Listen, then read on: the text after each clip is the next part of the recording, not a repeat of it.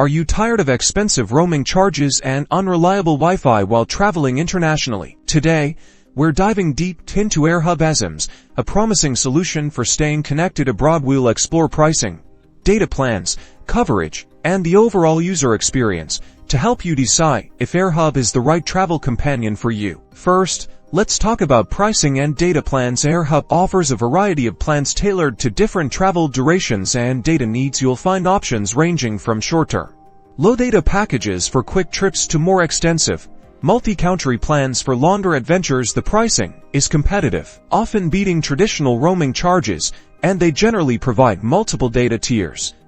Navigating the Airhub app is straightforward. You can easily browse their plans, select the one that fits your trip, and securely purchase the Esim. After purchase, you'll receive instructions for installation on your phone. This process usually takes just a few minutes. Coverage is another critical aspect. Airhub relies on a network of partner providers worldwide. This translates to a substantial global coverage network.